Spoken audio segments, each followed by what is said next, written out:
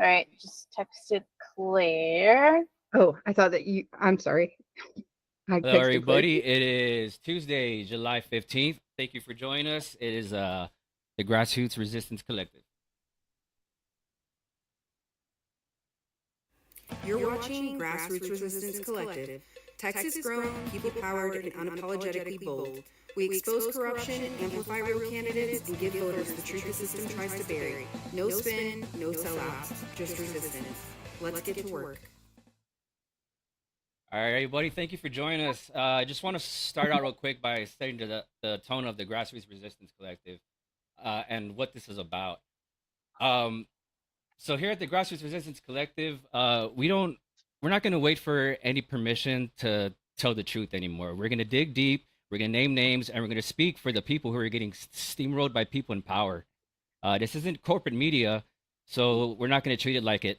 We're here to expose the truth. We're here to expose these backroom deals and all kinds of hypocrisy going on right now in our government. If you want to follow us on our socials, we are at GR Collective TX everywhere from Instagram, Facebook, TikTok. And I am here with my co-hosts, Ms. Chastity. Hi. Ms. Jan. Hey. And my name is Tovar. And today we're going to be joined with our special guest, Ms. Shaun Salvaje. She's a cannabis activist, and she's here to explain a few things for us here for this special session. So as everybody knows, we are going to be going through a special session starting next week. So we're going to talk to Shaun about some things revolving around the cannabis deal, specifically SB3, and anything else that might follow that.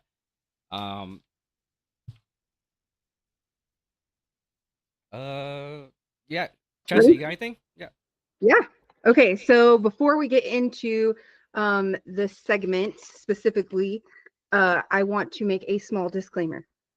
Everything that you're about to hear is based on factual, verifiable events and public statements. The commentary and opinions that are expressed are mine and mine alone, and do not necessarily reflect the views of the Grassroots Resistance Collective or its affiliates. I just wanted to let y'all know because I'm a little crass like that. Okay, so we're going to be talking about this legal advice. No advice. No, we're not giving you business, legal, or financial advice. Exactly. Or medical. So this is the Texas and National Headlines segment that we go through every week. First of all, Shaun, is your last name Salvaje or Salvaje? It's Salvaje. Salvaje. Got it. Okay. So I was saying it right. You were saying it right the whole time. On it, trying to say it right the whole time. The white chick did it right. Oh, good job. Yeah, I try to help people out. I just go Salvaje, you know, that's how you remember it. Perfect. Okay, so first thing this week, we are going to talk about the Kerrville floods and the fraud of our leadership. So I'm going to start with Governor Greg Abbott. Texas' own destroyer cosplayer who has been flooding his Twitter account with thank you messages to every surrounding state for helping Kerrville, except for one, you know, the one that actually showed up, Mexico. Okay, not a single acknowledgement. I guess saying gracias does not pull well with your donors, does it, Greg? So back to that. Meanwhile, he's been patting himself on the back, just like he saved the entire city, but here's what he will not tweet. Texas has had millions in designated flood prevention funds sitting since 2019. Kerrville was flagged years ago in state flood zone studies, but instead of releasing those funds, the state buried them under bureaucratic mountain of red tape. However, that federal money that they did get was refused. It got worse because Kerrville actually did receive millions of dollars in federal funds during the Biden administration to prevent disasters just like this, but the local powers that be turned it down. Why? Because it came from Biden. They didn't want strings attached. Here is a newsflash.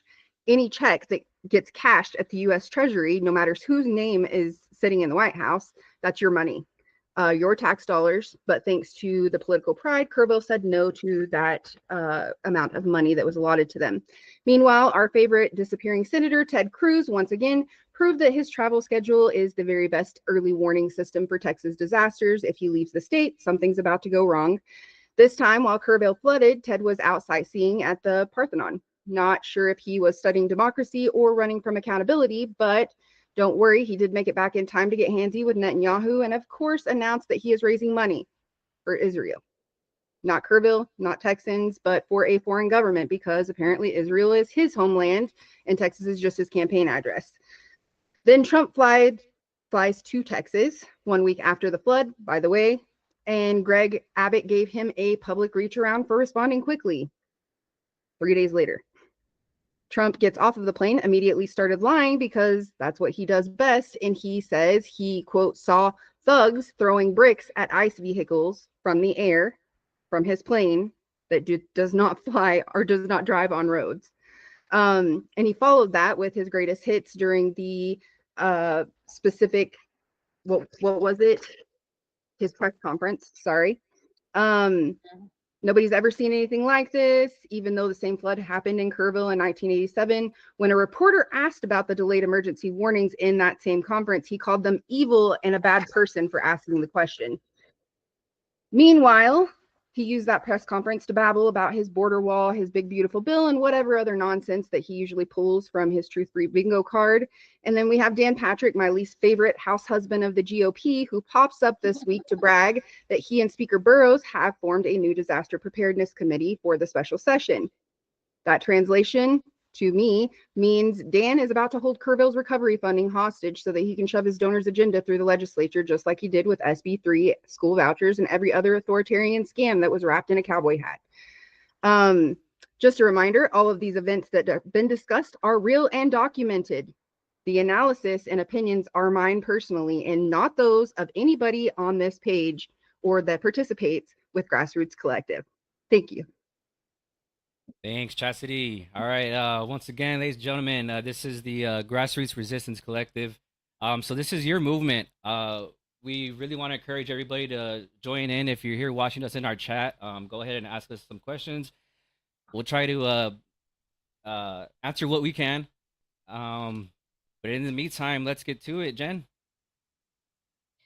Okay, so I actually want to go back to what Chastity just went over. So back to Ted Cruz specifically.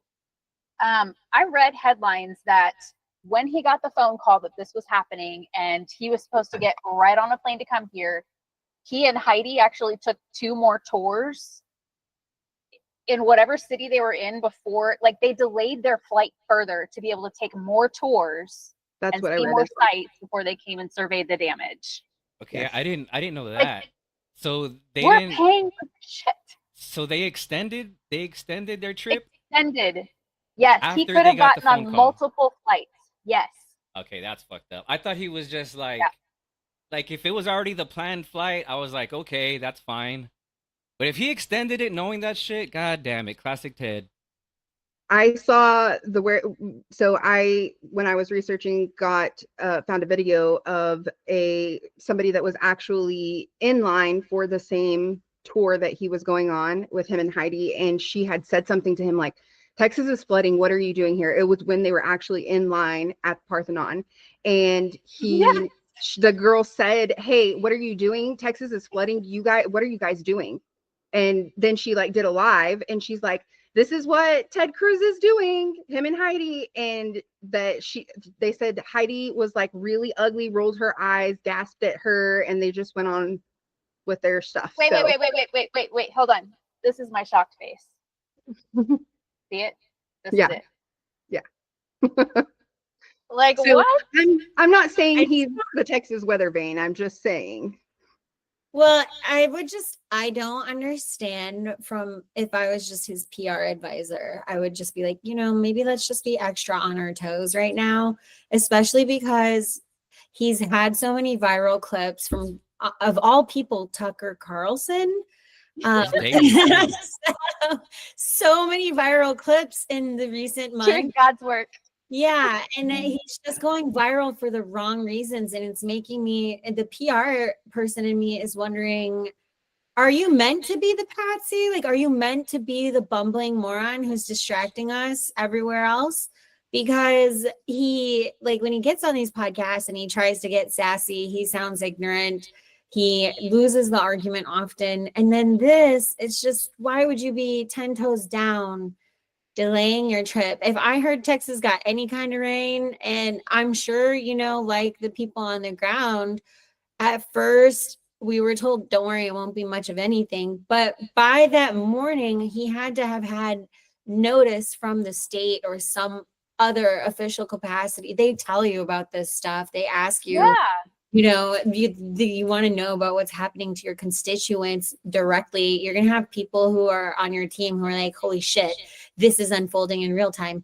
I don't know why they wouldn't have, aside from like it's a bad episode of Veep or House of Cards, although really built House of Cards, like that's why it reminds me more of Veep, is like imagining the conversation between Ted and Heidi, like, well, how flooded is it? Do we have time to go to Tuscany, or should we pop over? I'm just like, oh, on a political level, this probably, like, one, the callousness, not acceptable. But then if you just want to be completely cold, even on a strategic level, such a bad move. It's such a bad play.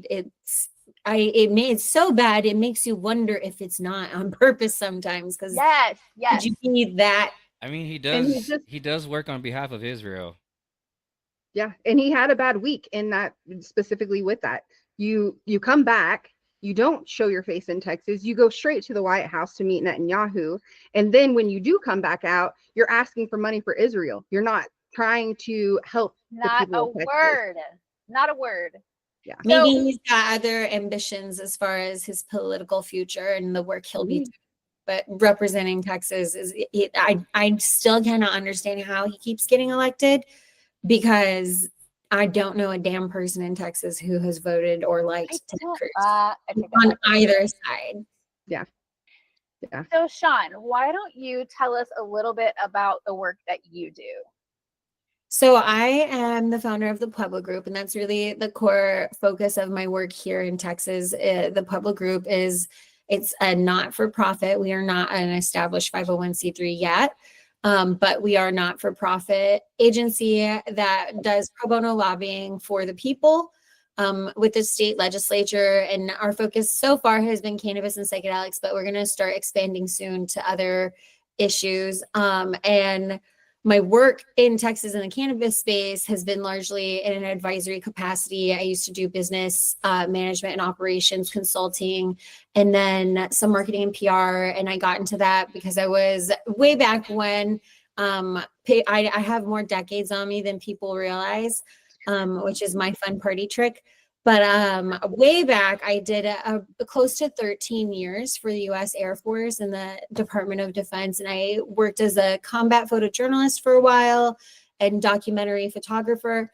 And then eventually I did cross over to the dark side, or so they say. I tried to keep really honest and stay in my integrity. But I did move over to PR and strategic communication once I got to a higher level of operational work with the Air Force and the Department of Defense. So eventually I was doing national communication strategy out of New York.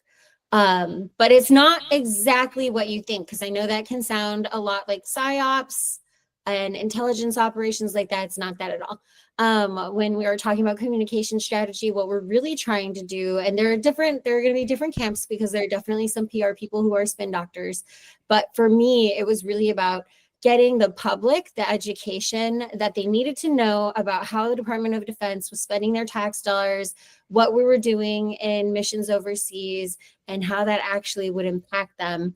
And then we were trying to find ways to make it very palatable for the American public, because that's some really dense information. Most people don't want to read the war reports, or at least they didn't. These days, I don't work for Uncle Sam anymore. I can't imagine how many inquiries they're getting, though. So I think it'd be a different story these days. But what my job was to really facilitate education and communication between public and their government. And that is kind of what I've done with the Pueblo Group. Is now we're not doing it for the government exclusively. We're doing it with the people and working with the government. So I will, like for the cannabis issue, let's say, I will talk to industry stakeholders, experts, consultants, everybody. I'll talk to the advocates, patients, moms. I'll talk to the prohibitionists even, because my second background and the thing that I do here in Texas more frequently, because I just have ADD, I got to do a lot of things. But I got, after being in cannabis business operations for a while, and then also the government, I just saw a lot of conflict, and I decided to become a mediator, because I saw there was a need in our industry to help people kind of solve problems, bring parties that can't see eye to eye together to have an actual conversation, because we have to make progress and make laws and move things forward or settle cases. So the work that I'm doing more recently in Texas with the ledge is more of that lobbying work, more of that advisory work, and then putting together information for legislators so that way they can come to the table with a full understanding of the issue. And that includes Republicans and Democrats. So I reach out to Nathan Johnson's office as much as I'll reach out to Charles Perry himself, although he doesn't like to answer back often. Godspeed, lady. Godspeed. Yes. Oh. I mean, I'll have lunch with you, Senator Perry. Come on down. Oh. I don't know if I can do it. Some of these people. Yeah, I can make peace with just about anybody. We got to bring them over. I'll sit there and have an edible. I'll pop an edible every 10 minutes just for him to see. Okay. So to be fair, full disclosure, I'm about 5 years into my journey with using hemp products. I'm a recovering addict. So I forget sometimes that this is like a bonding thing, and maybe you can like reel people over from the other side if you just like smoke a fatty together and get over your shit, and everything's good. Just normalizing it. I mean, so one of our, and I don't want to take us too far off track, but a fun story from the regular session this past March. We were all there really late. I think Tovar, you remember the late night when we were all there? It was around 2 a.m. And I was taking my time to testify, and I was popping edibles. I told them that much. They were like, hold on, calm down, wait. Let's get you on the record first. So we were having a real conversation. This was with the House State Affairs Committee. So they actually listened. It was 2 a.m. And I told them, I'm going to feel great tomorrow morning. That's because at least a couple of times during the 6 or 7 hours I've been here, I've popped a 10 milligram edible of THCV and THC together. And in the edible, it's an edible from American Weed Co., which is also, they do American Hemp Co. They're from Texas. They operate in multiple states because Texas wouldn't pass sound regulation or laws, and they're refugees. They're like original Texans. Their family had some of the original land deeds, if you can believe that, for the state of the Republic of Texas. Yeah. So, and they're a farming, agriculture-based family. Like their roots go way back.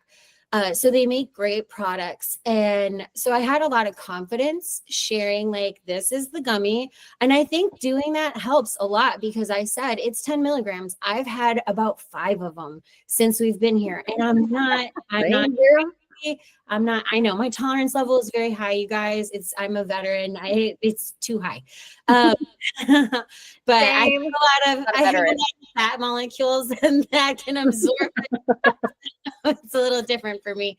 But I think sharing that is helpful. Like if I was to sit down with Senator Perry, I would want to make it comfortable for him, but I would also normalize consumption. I'd probably have a bottle of something that we could pour and titrate. And if he wants to have a sip, he can have a sip. But if he doesn't, that's okay. But he'll watch me drink that whole thing and be completely normal and completely intelligible. And then we'll talk about safe dosing.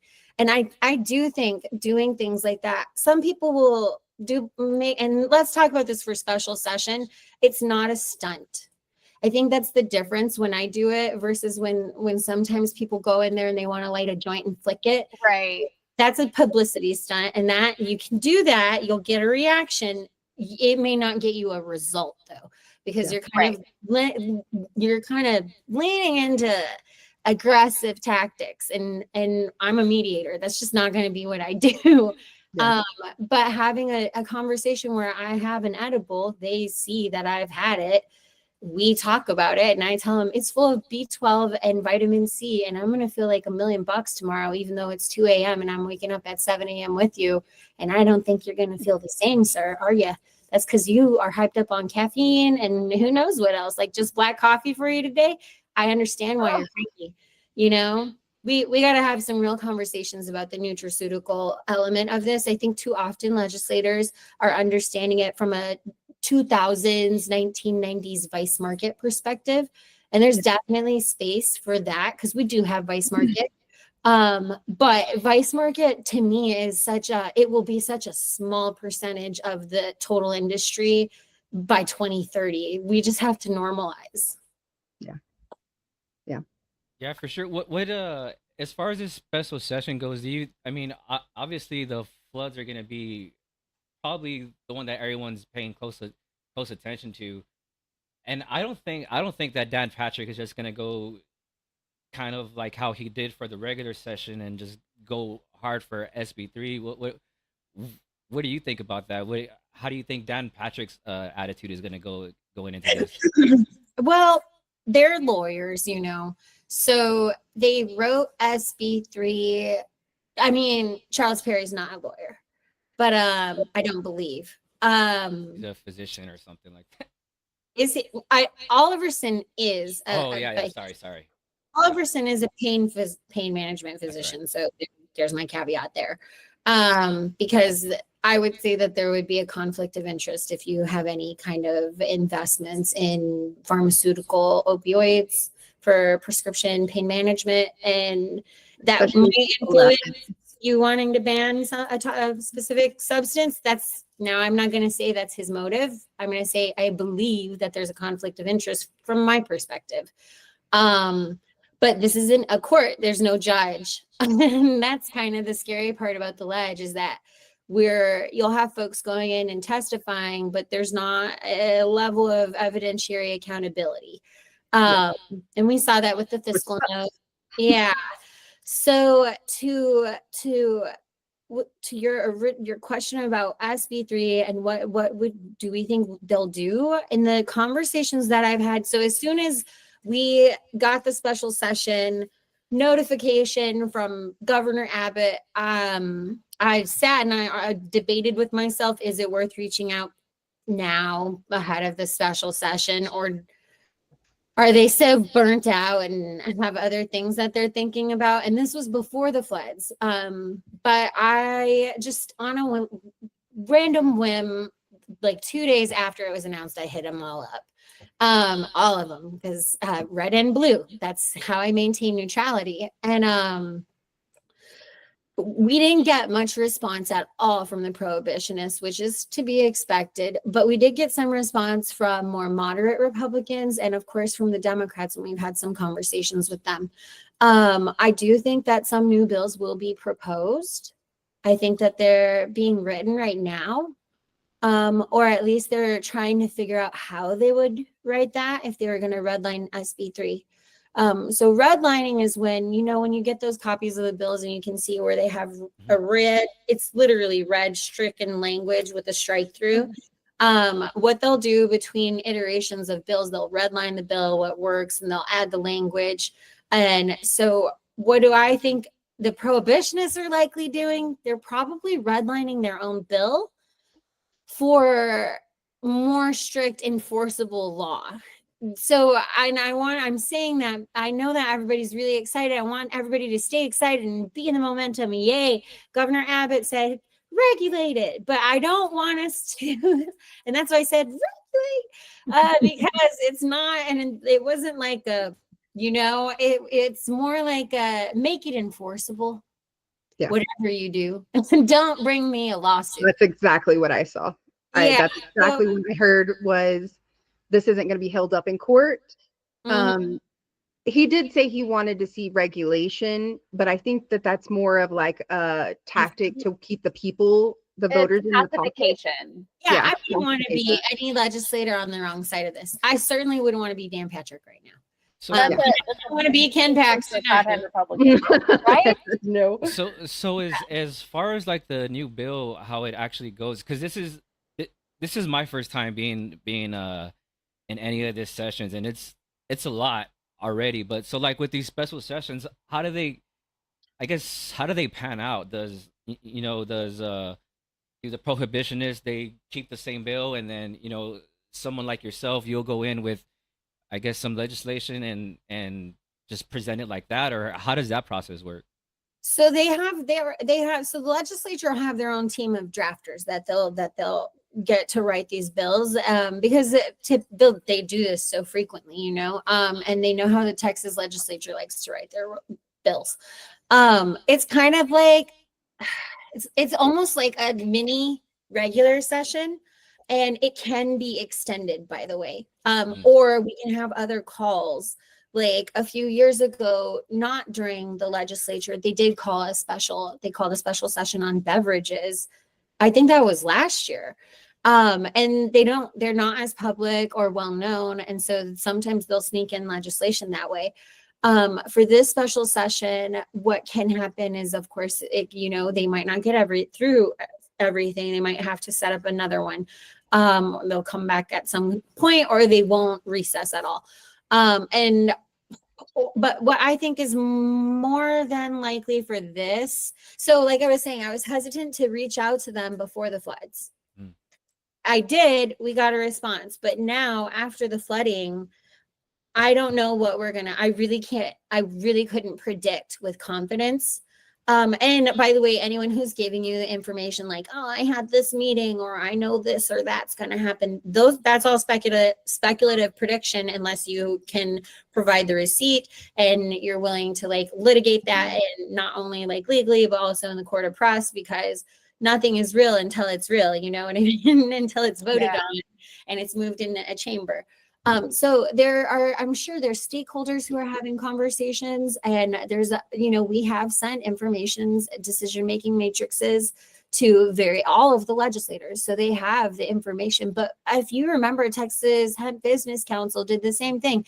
They had chemists testifying, they had lawyers sharing about enforceability of the bill. They had law enforcement sharing that this isn't going to work. And sometimes when it comes to ledge, it's not just about having the most sound legal and logical argument.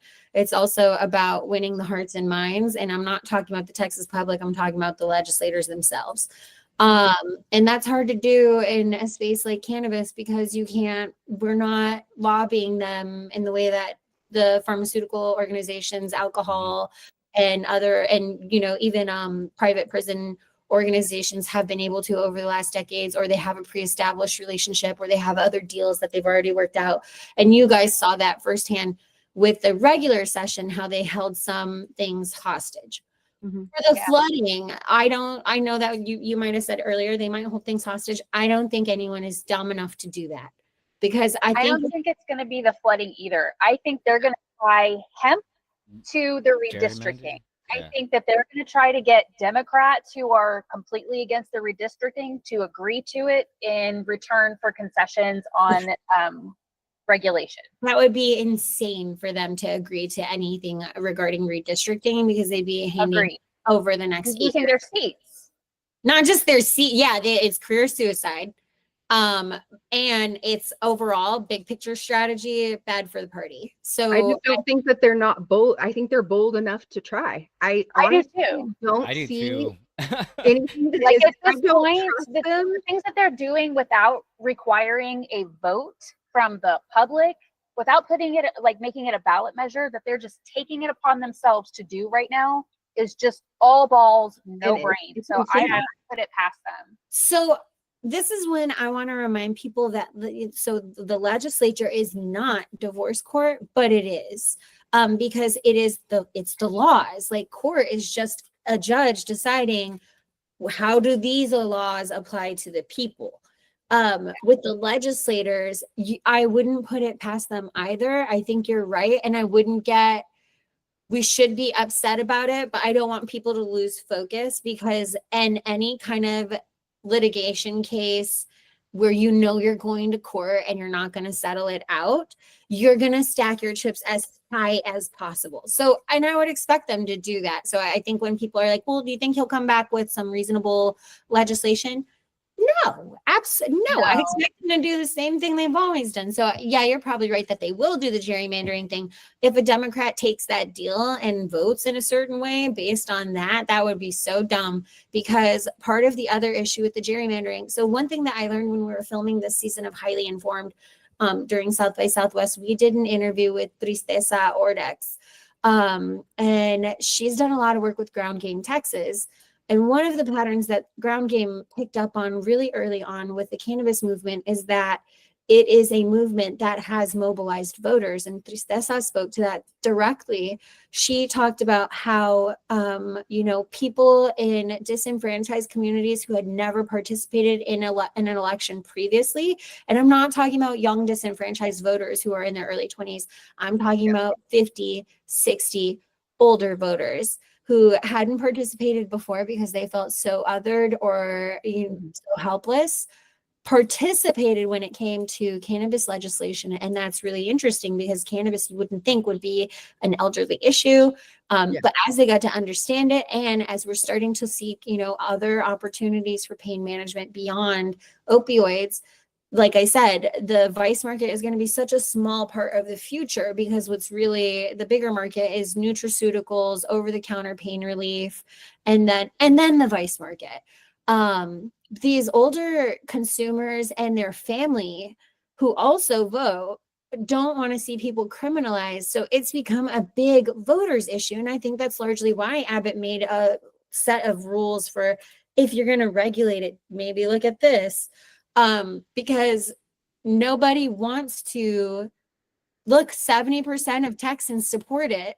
So if you tie the cannabis thing to the gerrymandering thing, then I wouldn't put it past them, but it would really magnify that issue on another sociological level. And I would hope that the Democrats would see that and maybe say something about it, or they would see it and lean more into doing the right thing on cannabis is representing the actual independent will of the people. And this is the single issue that we can really see that is so evident on, because 70% of voters had something to say, or because these cities are decriminalizing on a local ballot level. And we're having these issues challenging, city not sovereignty, but I live in Dallas. And interrupt at any point, because I'll just riff. It's obviously things have been on my mind. I was agreeing with you. Like, I live in one of those counties. So like Dallas County passed a ballot measure. I think it was like 68% approval for decriminalization of small amounts of THC within the county line. Yeah. And the Attorney General is really suing us to kill that. Like, we voted for that. Right. And if you have a majority of the people doing it, it's a do no harm, then there's really no, what now we have to ask, why aren't the representatives representing the people in a democracy? But we got other issues. So as far as, going way back to Tovar's question, I think SB3 will probably resurface, but it won't be written as a ban bill. But yes, it's still probably going to be a ban bill. It's just a better written ban bill. And I do know some offices are considering submitting new bills, but I haven't seen no bills have crossed my path. On the back end, only bits and pieces that I've helped folks work on, or at least answered some questions about debunking medical myths, or we have done a lot of talking about taxes. And we want to make sure, like, one thing I'm worried about is maybe they come back with SB3 and it looks like good regulation, but then when you look at the tax rate, they know that's the way to effectively kill the industry, because they're going to mark it up like 40% or something. And then, I told them, and not to be facetious or, punny, but it's like a plant. There's a million ways to kill the industry. You can overwater it, you can underwater it, you can overtax it, you can overregulate it, or you can let it be completely unhinged. And that also doesn't work. Because we want safe practices, safe and good manufacturing practices, and testable products. So it's more complicated than what they're giving it space for. And I think some of us are hoping maybe there just won't be enough space to talk about, and we'll have to delay this until the next legislature. No ban, maybe no rules for now, except for a simple one pager, age gating, because that's really all Texas needs. Yep. But I say that would be logical to do that, but will they be logical? I doubt it. I don't know. So I just want to say there are some House resolutions that certain representatives have already filed on the books. And I just, real quick before Chastity hops in, this is costing us $1.5 million, guys, for 30 days for these people to go here and file House resolutions like proposing in memory of Kenneth Allen Griffin of Katy, Texas, commemorating the 15th anniversary of No Label Brewing Co. in Katy, Texas. These are Schofield and Bell Cecil bills.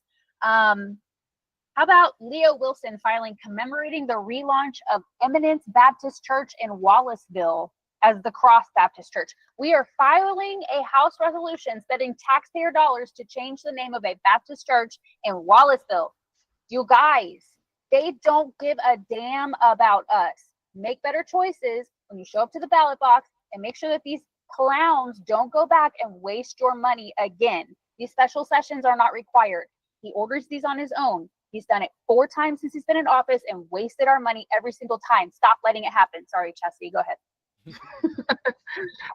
So I one of the things I wanted to ask you about, because I have my own, so the whole point of this podcast, because do you know anything about the podcast, Shaun? Have you watched it? I know you guys. I know. Yeah. And okay, so the whole point of this podcast was, what we realized in the last session was that people believe that their voice doesn't matter, right? People have been told repeatedly that your vote doesn't matter, your voice doesn't matter. And what we realized is it's rigged. 31 million people in the state of Texas, only 17 million of those are registered to vote, and less than half of those actually do vote when it comes to that time to vote. And, you know, I know I did my part with like rounding the people that I know, like getting them all, you know, writing letters, calling their reps, like doing everything that they possibly could. And I had a lot of, you know, feedback from that, of people like, this is my very first time of ever doing this. And so the reason we came up with this podcast is because I truly believe that your voice matters. I truly believe that the reason that I know that there is a playbook behind Abbott's veto, right? I know that there is a playbook there, but I also truly believe that when those letters were delivered, so prior to the letters being delivered to his office, there was no visual aspect to us calling every single representative every single day. There was no proof to anybody else that we were sending these emails. But when those letters were delivered in those boxes, it was a visual thing that was not deniable anymore, that people are actually doing something. And that's when we started getting a whole lot of movement, right? As far as press. That was a huge turning point. Yeah. That was, so, the like gold star moments everyone in cannabis can learn from as far as PR and grassroots movements is, if they're calling silly press conferences, throwing around edibles, you better make sure you have footage when your stack of letters is delivered and make it substantial. And I thought that was really meaningful and impactful, because then he had all those boxes in his office. Mm-hmm. You can't ignore it. Yeah. And so we started getting a whole lot of movement. Not being able to ignore it. Yeah. So that's when we started getting a whole lot of press and everything. And I think that actually made, it made a move to the people that like, look, I wrote one of those letters. I signed that petition. One of those is mine, right? And people started, because this started being in the news, this started getting so much more momentum when it was visual, that people got excited. And when he vetoed it, I truly believe that your voice mattered, that he vetoed this because he knows that Dan Patrick, I mean, we're all on social media. I don't know what y'all's comment section looks like, but my comment section is very much half red, half blue, and independents as well. And Republicans do not want Dan Patrick. They will never vote for him again. Democrats obviously will never vote for Dan Patrick again. Like he has committed political suicide with this one thing, because he doubled down and doubled down and doubled down and doubled down and isolated every single constituent that he had that was backing him. And people they're done with Dan. And I truly believe that Abbott saw that. I believe that every rep saw that. I mean, we've got reps that are they're backpedaling right now. They're like, you know, we were strong-armed in there. They were holding our bills hostage. That's why I had to go that way. I would have loved them to say that up front when they were holding education funding hostage. We knew about it. Right. But they couldn't say it because they're in regular session. So those kinds of things are not going to be as effective during special session because it's special. But the gerrymandering thing is kind of huge. Yeah. So it's like, at first I was really excited because I was like, oh my God, they have nothing to leverage during the special session. We'll actually have to talk about this. Yeah. But they're adding things in there to leverage. So that's such a fair point. But you're absolutely right. People's voices do make a difference. And now those people who reached out to their legislators, I've heard that legislators are reaching back now that they can switch course and correct themselves. And they're wanting to come into stores and they want to visit and they want to really understand before they come back July 21st. So I highly encourage, if one of your representatives has reached out to you, make sure your shit's in order. And then, host them, answer the questions. Tell them the truth. Don't tell them tell them your personal experience, whether it's with the plant or as a business operator. And be really direct and candid. Don't try to, blow up your numbers. If your sales are hurting because there's a law that's hurting them, share that. If there's something that you want so you can feel safeguarded, like the age gating law, we all want that. So we can all feel pretty confident no one's selling to kids, at least none of the good operators. Tell them that, because they need they're not cannabis experts. So they go into these debates knowing only what they know and with the talking points that they've been given. Now is the time, if you wanted to make a 1-page bullet point thing and send it to your rep on specific points, they need that material. They're looking for debate material. And I will give Darby credit. He told us he's one of the few conservatives who was he spoke out and he said they were holding everything. They hold the whole house, all of the House bills hostage. That's bad. Yeah. So what do you know that we have a committee that what is that committee called, Tovar? The Oversight Committee? No, the one that kind of holds everybody accountable. The chair. So there's a specific committee that's supposed to prevent this from happening or do investigations and stuff on it. And so my whole point with this was like, I know James Tallarico came out before session even started and said, Jeff Yass, Tim, whatever his name is, John now, all these billionaires have bought your governor, bought your lieutenant governor, bought your senators, and now they're trying to buy your House reps. When SB2 was it SB2?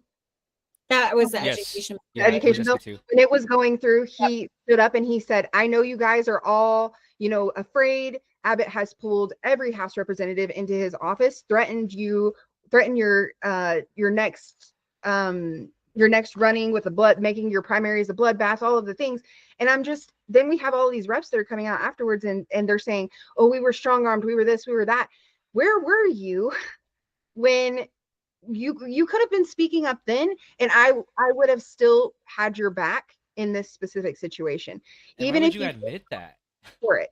Right. See, that's what I was going to say. We have to stop going back and checking the box for these idiots who are willing to come out and say, oh, I got taken advantage of. I was too weak. They're so strong. Yeah, because they can all use that at this point. And so the whole point of this podcast, sorry, Shaun, I went off on it's good. The whole point of this podcast, I got to be like, okay, you want to switch tracks? Come and talk to me. But I understand if the people don't, I get losing a level of respect for it because you voted for these people to fight for you. I will give James Tallarico a lot of credit. I do believe he earnestly fights for his constituents. I'm not going to criticize any one of the legislators because I do believe I think Charles Perry is genuinely trying to represent his folks out of Lubbock. And he's getting more of a conservative voice from them. But there's a level where you have to consider the needs of all of your people, not just. And that's what a representative is. If you've got 75% of your constituents in your specific area saying, hey, this is what we want, or this is what we don't want, regardless of what your personal, what you think, you have to represent that 75%, right? That's what a representative does, or that's what they're supposed to do, but that's not what actually happens. And so normally I would agree with you, but when I saw the videos of the citizens of Kerrville denying Obama's funding because they didn't want woke money, I thought it was Biden. It was both Biden. Obama and Biden. Mm-hmm. But at the same, like, you know that this is in your best interest, but you're not going to take it because of who it's coming from. And those are the people who are being represented by people like Chip Roy and these crazy extremists who just spout off this BS on the House floor like it's totally normal. They're hearing it from their constituents too. So there are this group of people who want this stuff. And how do we combat that noise? And what's crazy is that they still took that money after saying that. I forgot what the reason They just was. didn't do anything good with it. They literally took it and took it home. They said, no, we're not going to give your tax dollars back to you. They gave someone like $1 million for retiring or something, I think. Oh my God, dude. They like upgraded the walkie-talkie system for the police department, like stuff like that, instead of putting it towards the alert system because it's woke. So, and there was a couple of things that I heard about. There was also the part of it was that they wanted to change where the floodplains were. Oh yeah, years ago. Yeah, it was to build shoreline property on the shores because this was an accounting thing or a legal zoning issue. Which is also like, why are we asking ourselves to zone things in flood zones? In flood zones, bad idea. Yeah. So I hear you. Yes. And I think honestly, this is a symptom of a little bit of the political disease we have in our country right now is the far left doesn't want shit to do with the far right, and the far right doesn't want anything to do with the far left.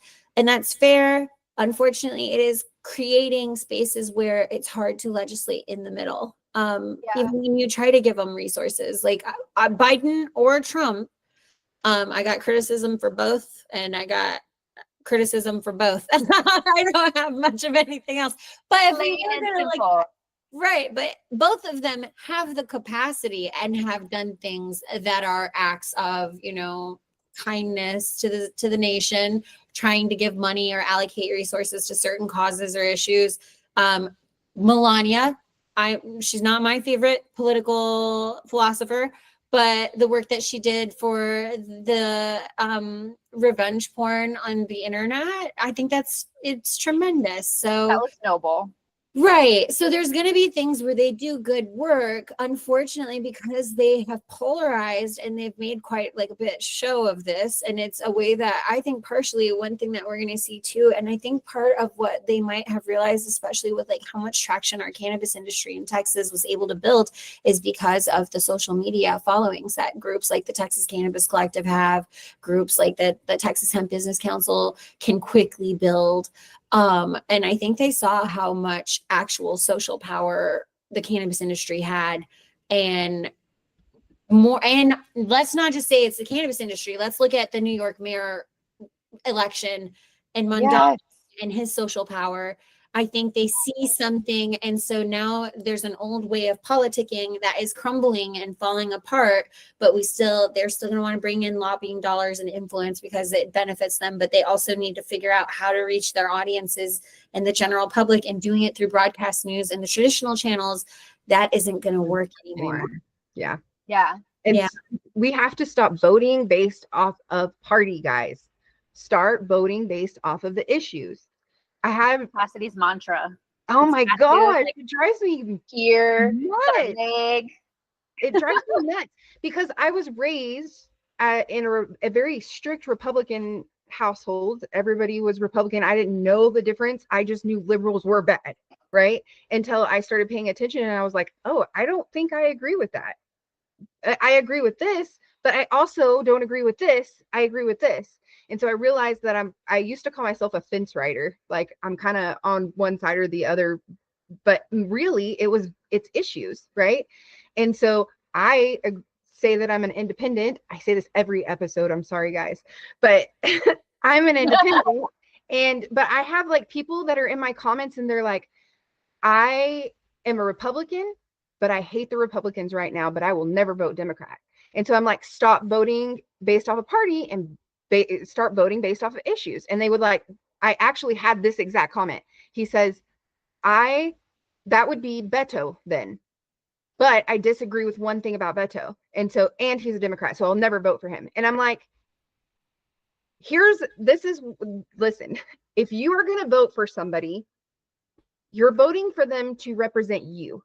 And if you agree with the majority of their platform, then you would probably assume that any issue that were to arise, that they would vote based off of what you would vote for, because it would be like putting yourself in that position, right? Because you're agreeing with them most often.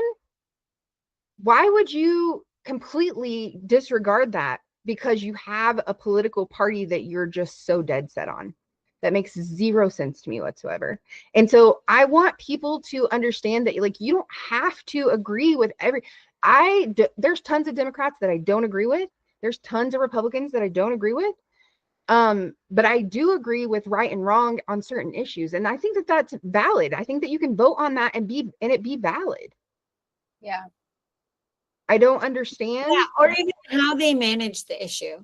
Like maybe you don't agree with, there's no perfect candidate. You're not going to agree with any. Right. And if you think you found a perfect candidate, you have found a candidate who's got some skeletons in their closet, I guarantee. Because if they're perfect, it's because they're canned and they've been canned for it. It's strategic. You're not going to find a perfect candidate, but I think when you look at how they handle themselves when debating the issue, like if I was going to look at a candidate with servant leadership or even tactical strength, not trying to underestimate what Lieutenant Governor Dan Patrick did, because he was successful in his strategy. But think about all the things, all the wrenches he had. He had to leverage public education, the entire House, all of their bills. That's a lot to leverage. So if I'm an organizational leader and I need to like get people to do what I want them to do, because I'm the lieutenant governor and I know that half of these people don't want to do what I want to do, I'm going to try to figure out how to make this palatable. When you watch these leaders do this in a way that is so obtuse, it's so hard to continue to justify the leadership on it, because you can disagree with them. I could be okay with disagreeing if I saw that there was some thoughtful leadership behind the decision making, but all I'm seeing is the press conferences to me looked like temper tantrums. Like, I don't know how else to look at it. It looked like reality TV. They're embarrassing. It was that's probably the easiest way to describe the way it feels to be an American right now is just embarrassed. Like, I think that's probably the most common universal feeling at the moment. Because for sure, like the three of us come from different political backgrounds, different religious backgrounds, cultural backgrounds. Shaun, I'm not familiar with your background, but I'm sure it's nothing like mine. Is everybody embarrassed currently? Because I'm horrified. Oh yeah, everybody I know for sure. is embarrassed. So Shaun, for just a regular person, how would you recommend getting involved and like making your voice heard, trying to stop some of this? So I think the first thing is if you've never done it at all, just send an email. Like, send an email to your representative, reach out to them, let them know who you are, share your thoughts on the issue. It doesn't even have to be perfectly crafted. You just get into the practice of contacting them, because it's always that first email that is the scariest. And then you send it and you're like, oh, I feel so much better. And that really wasn't that hard. But the other thing is that you send the one email and then you wait and see what happens. I want us to challenge that approach. I want you to send the email and then I want you to follow up. And then I want you to call them. And I just want you to be genuine. I just want you to be earnest. I don't want you to be combative. I want you to be nice. Yeah, because we got to get them to have a conversation. And when we're yelling at them, so when you're yelling at someone, all of the facts and figures you're giving them are completely irrelevant because they can't hear beyond the tone. Yeah. I'm not asking for anyone to placate, especially if they're upset with their representative. I think you should let them know. I noticed that you voted this way on this version of it, and find out between the two versions of SB 3 and the Oliverson Amendment, find out if they voted for the first version, if they voted for the Ken King version, if they voted for the Moody Amendment, which was a decrim one for kids, never mind adults. But if you can't agree on decrim for kids, you got to nut loose. Yeah. Or you got lobbying dollars with private prison, one or the other, or both. And then check and see how they, and then check and see that last one, Oliverson Amendment. That's the big kicker, because then people will say, oh, I didn't vote for that version. I voted for this. But you need to go look at how they ran that race. Go and see all the ways that they did, and then find out why. What was it? What was the one issue? And I'm so sorry about the talk. Just had to give her a quick holler.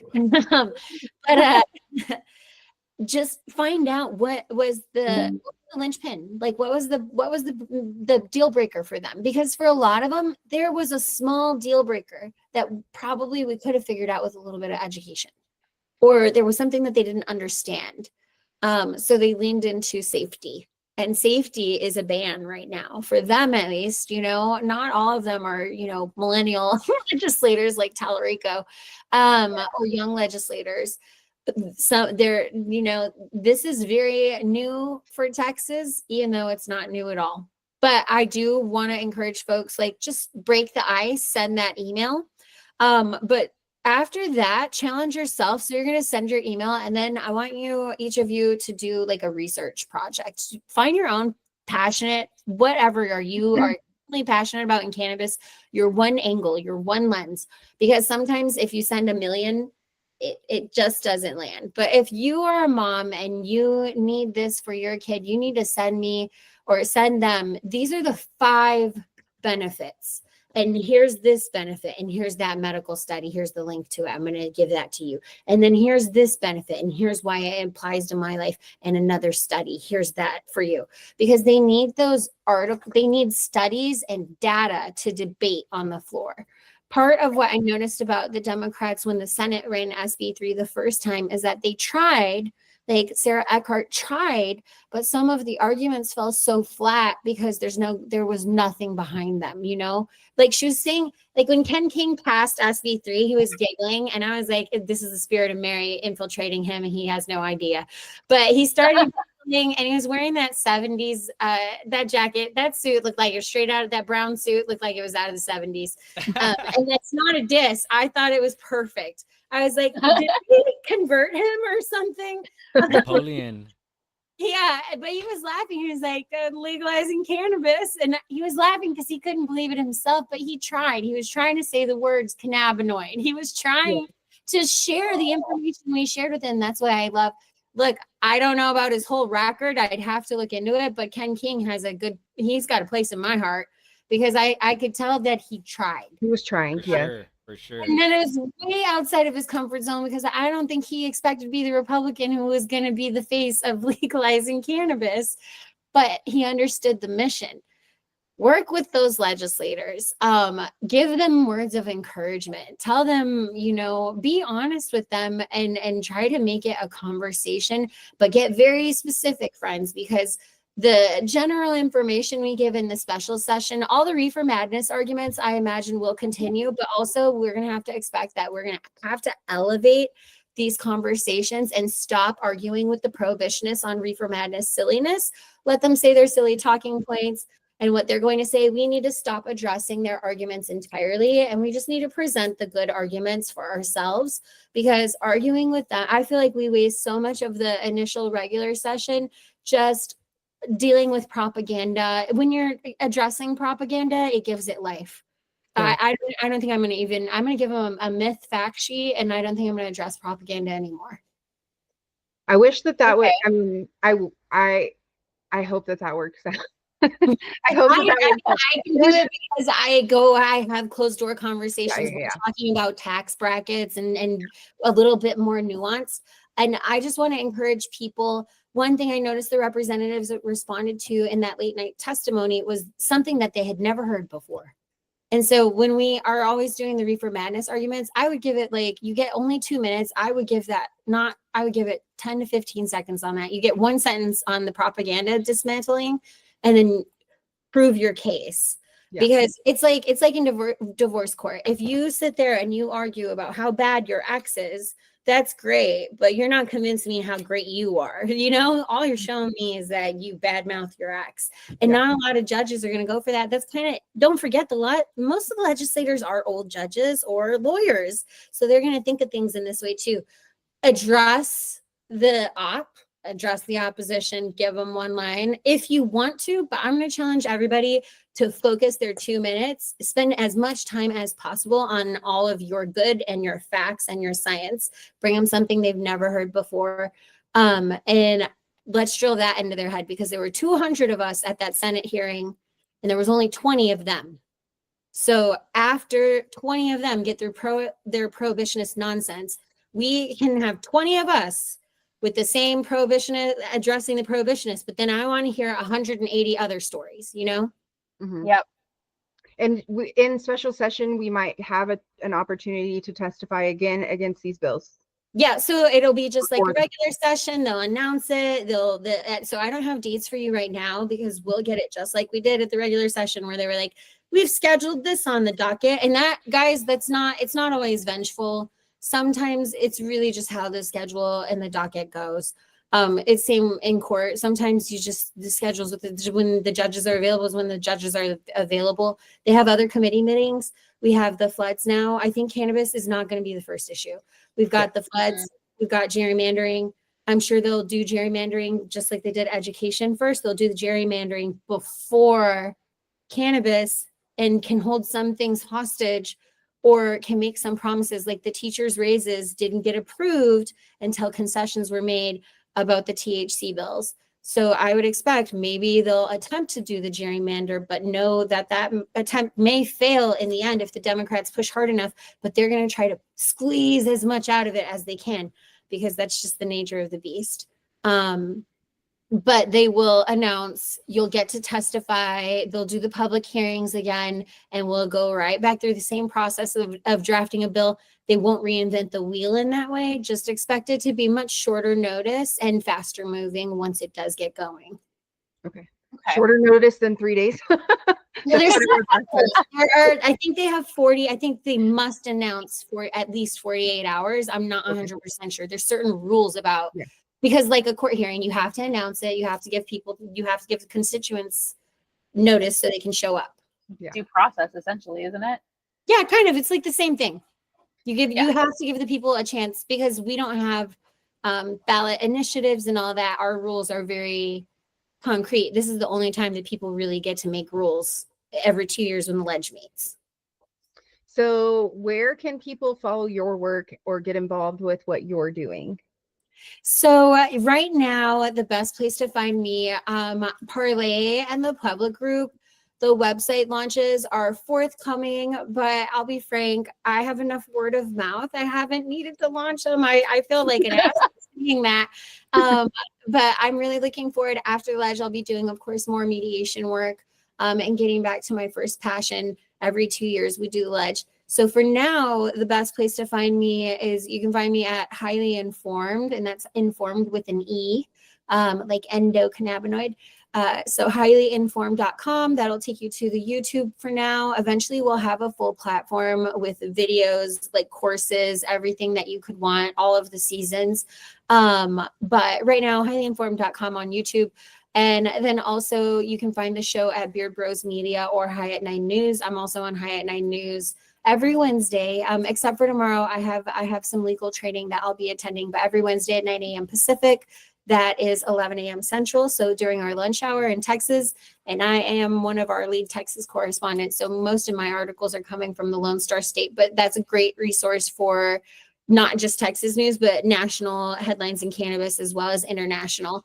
And then otherwise, y'all, you can find me at the Texas Cannabis Collective. I post and will repost, or at Shaun Salvaje if you're on IG. I don't have a newsletter. I don't do a lot of that other stuff because I do this. Yes. I'll get that eventually, but I'm like one woman. So we'll get there when we need it. But for now, the wheel hasn't fallen off the bus, and we seem to be doing fine. I'd rather spend more time writing legislation for y'all than anything than being on the socials. I'm not gonna lie. Well, we appreciate everything. Totally fair. Sean, I Yeah. got one more thing for you, Sean. So when we went to testify, this is a really weird story how this all happened and how we all came together here. So we all went to testify in August. I forgot what day it was, March 7th or something like that. April 7th, Yeah. something like that. I forgot what day it was, but the night before I had went to Austin and I got a hotel. I was gonna chill out, work on my little speech or whatever, and do my thing and get out of there.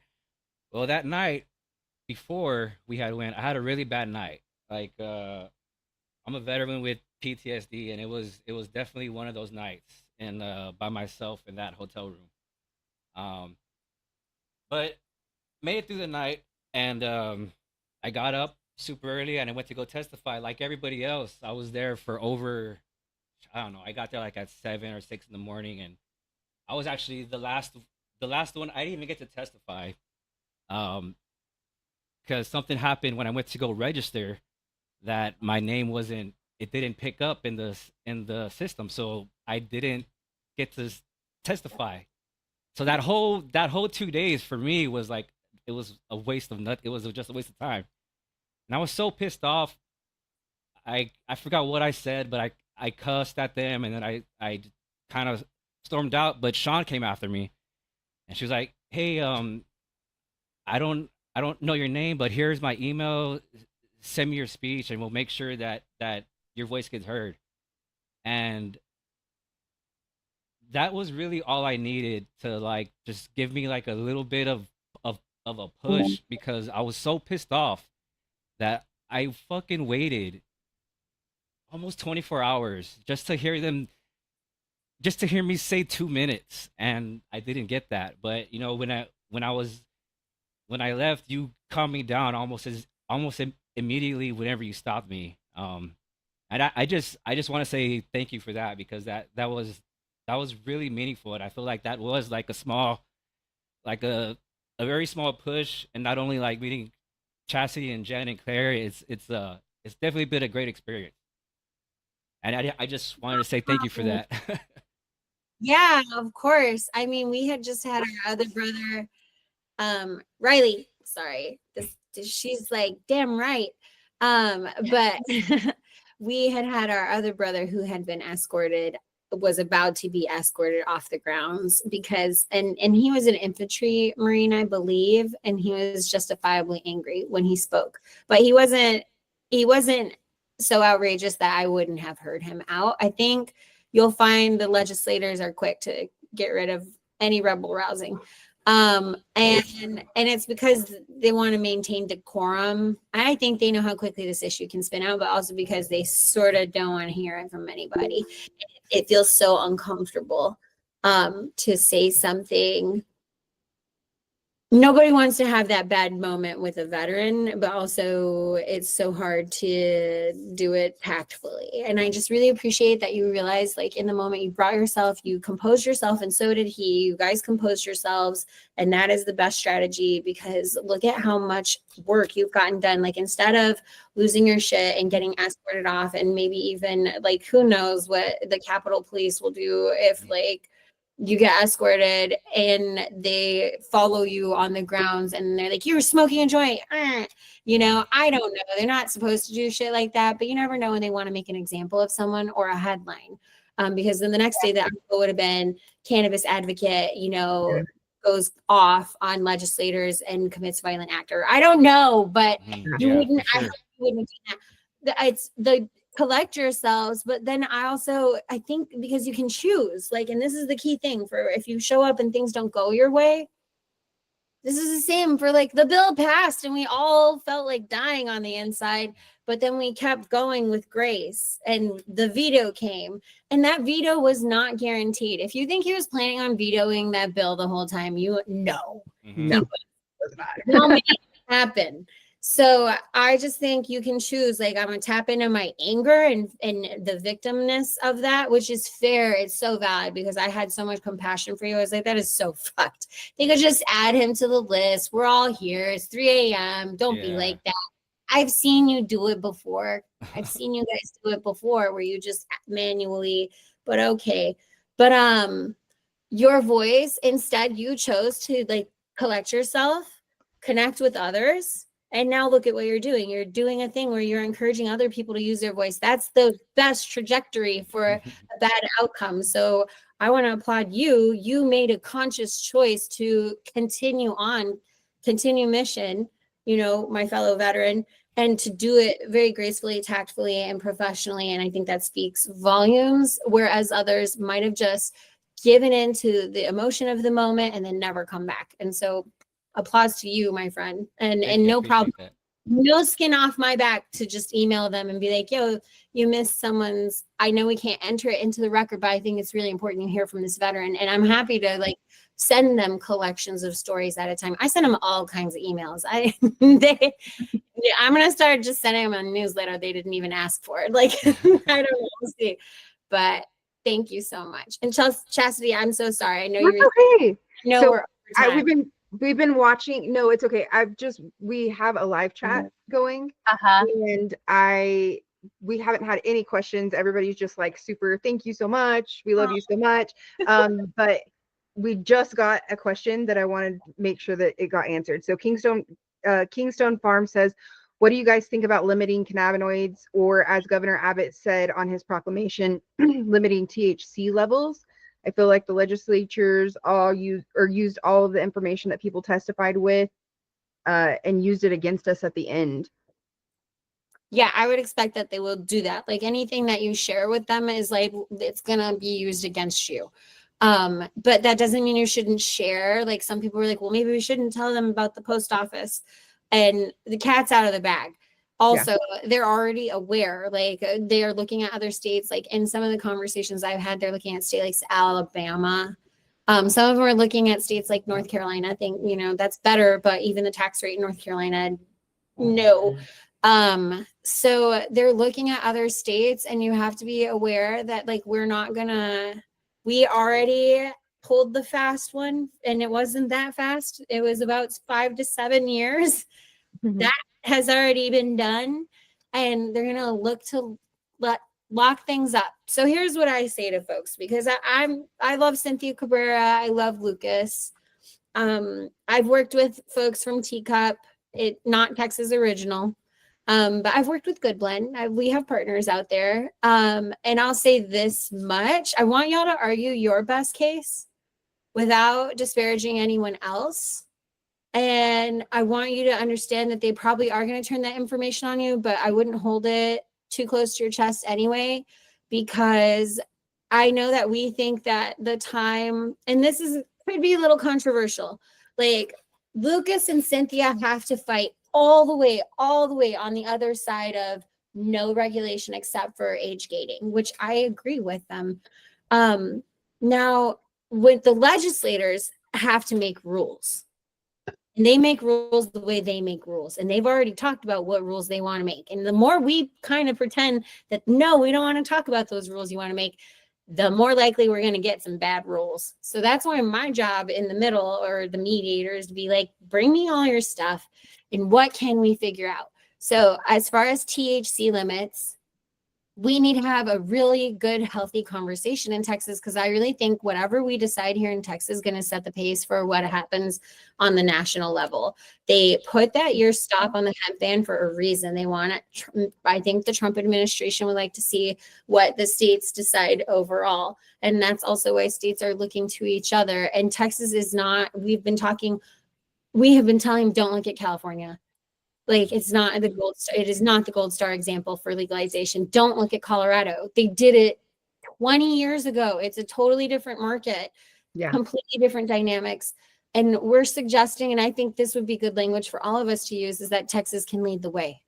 Yeah. We can lead the way for the nation when Yeah. it comes to deschedule, setting up a nutraceutical as well as adult use market with regulation. And also, because we have such a slim medical program, I really think it would be good for us to challenge them.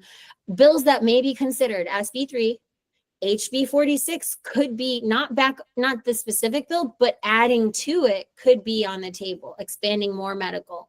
And then now we've seen what was introduced, HB 42, the one pager about if a person has been told by a retailer that their product is hemp and then it's found to be marijuana, which is the legal definition, they're not criminally liable. So we have some stuff. I just think we need to elevate the conversation preemptively. Like, let's not even, that's why I don't want to address prohibitionist arguments. They want to start back at letter A, ground zero. Yeah. I want to start at G, because that's where the conversation should have begun. Yeah, we're moving forward. We're moving forward. Y'all can stay back there. Yep. So as far as THC limits, it's a great question. I know that we all want to argue no THC limits, and we're going to argue those arguments as best as possible. And I know Lucas and Cynthia, like, I don't know. I can't speak for them, you guys. I'm only just sharing my impressions. I know they're going to fight like hell for as little regulation as possible, because that is, for according to their philosophy, the best thing that they can do, not just for their business outcomes, but also for the hemp industry, because they don't believe in a ton of overregulation. And I agree with that. However, we have to understand the legislator is going to legislate. So we need to my concern is if we don't have a healthy and productive conversation, they'll write rules without us anyway. And we know that. Period. So I don't think this is the time to hope that they don't do anything. I think this is the time to give them as much good information as possible, and then hope that they don't do anything, but be prepared for something and to come back to the negotiating table. Yeah. So basically, if you're a private citizen, share your question. No, you're good. So essentially, if you are a voter, share your personal stories with your elected officials. Tell everybody, bring your friends, go and talk to your legislature, go write letters, email, phone calls. And if you are a hemp industry business owner or a hemp industry insider, then you want to start providing data and regulation suggestions. Don't talk about prohibition. Shaun says that it's just negative. All you're going to do is put up blocks. So start talking about the things that you have in common. We want regulation. We want. If you do want like THC limits, you need to explain it. Like, explain why. Explain that a flower at 15% can be as meaningful or impactful as one that may be rated at 30 or 40%. And sometimes that THC is only one measure of the plant. I think highlighting that it's only one measure might be a really good way to try to steer away from limits. But if you want to steering away from limits is really, really hard, guys. We're hoping to argue for full spectrum THC, but even if we get that, there's still going to be limits. So I have a master's degree in pharmaceutical science and specialize in cannabis specifically. And I think that the one thing that the one way, did Tovar do this? Yes, Chastity likes to make us all feel real dumb sometimes. So go ahead and spill the tea. I'm not intentionally trying to make you feel dumb. You can't help it. You're just brilliant. Go ahead. But my thought process on this limit thing, right, is we can all sit here and pass around the same exact joint, and all of us will have a different effect, right? For me, I'm kind of a lightweight, right? So regardless of how much I consume, I don't need a whole lot of THC to be medicated. Whereas Jen, well, all of you guys probably have a higher tolerance than I do. And so, but even not even the fact of tolerance, but your endocannabinoid system is not the same as mine. It's like a fingerprint, right? And so if Tovar has back pain, right, exactly, it's gonna change based off of hormones. It's gonna change based off of nutrition, exercise, everything. Yes, everything. Physiology, dopamine. Yes, everything will change, and it will change hourly and it can change by the day and it will change by the person. And so to me, the thing that when I'm talking to these legislatures or to anybody about cannabis, my biggest thing is education. It's so important that we have education in the cannabis space. Basic knowledge as well as advanced knowledge in the cannabis space. And these legislatures, the representatives themselves, we are expecting them to be experts in every bill and every topic, and they're not, and it's impossible for them to have that. So your job as a constituent is to come to them as whatever expert, on that specific topic, so that you can answer these things. When we're talking about having limits on levels, 2 milligrams may be fine for me, but you may need 50 or 100 milligrams, right? And there's no way to standardize this across the board for every single person, right? And we have to make them understand that. We recommended some language that I have suggested, and I'm hoping. The other thing is that once we start introducing language into the culture and the cannabis community starts using it more comfortably, then it becomes the nomenclature that almost becomes standard. So one thing we've been sharing is they already said 10 milligrams in King's bill. Mm-hmm. Cool, leave it. 10 meg edible, got it. Let's use 10 megs as our standard dose. Let's consider like if you have to define it, then we can define 5 megs as your microdose, 10 as your standard dose. And then I kept telling him, think of it like Excedrin. Okay, 25 is your extra strength. Now, to my friends who have a high tolerance, we did talk about tolerance taxes with Nathan Johnson's office, and that we need to make sure, however we're doing this, we're not creating de facto tolerance taxes for people, like every freaking 1 milli charging for it. That's silly. But the industry has to recognize we can't have 500 milligram edible and that's your single serving size. Like we have to standardize like any other industry. Just like food has serving sizes and then packaging, and they have to have nutritional information, the calories, the ingredients. We have to start treating ourselves like those industries. And while I understand, like, of course, do I want to be limited? Not at all. Never. I want to make my own decisions. I think I'm grown enough to do that. But at the same time, I recognize as far as consumer packaged goods, standardization is kind of essential. So we're talking, what I suggested was to think of it as 5 milligram micro, 10 meg standard, 25 meg extra strength. And over the counter language is what I keep trying to use, because I don't want to confuse them with pharmaceutical language. I really want to, this might be where other people, I kind of am going against the industry a little bit, or I'm trying to push the industry to evolve.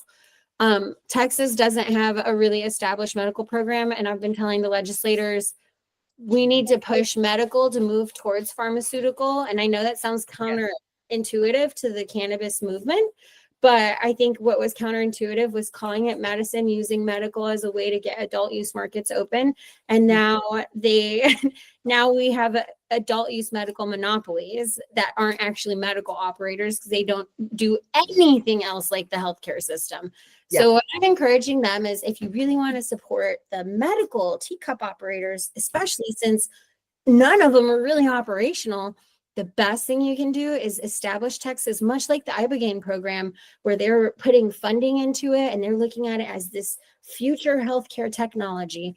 They should be looking at cannabis, the medical program, in that way too. And then the adult use nutraceutical, whether it's nutraceutical or vice market, that's a whole separate, that's not at all in the healthcare industry. And we need to reframe how we're looking at medical cannabis. It's not your audience, the medical cannabis operators audience, core audience should be patients and physicians, not the adult use market. Like that is, nope. Nope. I know that it's so exciting to think that you're going to have a medical monopoly and you pay $10 million and you get a cut of like a multi-billion-dollar pie. And that's cute, but that's like very 20 years ago, California. No, we're not doing it anymore. And most of those state programs on the medical side have failed. So I think Yeah. Texas, we hardly have anything. Let's just push our operators to do it. We'll be the next level. And I think that would set the tone for why we need to deschedule federally and then push pharmaceutical cannabis. That's its own thing. Yeah. Yeah. Those cannabinoids rescheduled because those are Frankenstein cannabinoids. They're doing things to them. That should be scheduled. They should be studied. But the natural plant, don't be silly. Yeah, I agree. Mallory O'Rourke on YouTube says liquor can be 190 proof, wine can be 20, malt can be 12 or even 15, limits with different rules for different businesses. So this is the only industry that they want to put it has to be one specific number one rule. It's just impossible regulations because it's this product. Yeah. And I think it's mostly fear driven. They don't understand self-titration. They think people are getting stoned and are completely reckless. And that's why it's so important to normalize nope, the mom down the street, your lawyer probably was getting high before he litigated. Right? Which is why we are so thankful for your work. Thank you. All right, Shaun, thank you so much for coming with us. Anybody else have anything to say before we close it out? No, just thanks. Thank you for your service, Shaun. Of course, my pleasure. I just have a fetish for serving the American public. So We hope that we get to have you back. during after. Yeah, maybe for sure. after. Definitely. Yeah, that would be That'd really be awesome. Cool. All right, so next week we're gonna have William Marks on. He's running for Congress in District 45, I believe. We'll have some stuff 25. up. 25. So we'll have his information up on our website. Other than that, this is the Grassroots Resistance Collective. Thanks for joining us. We'll see ya. Peace.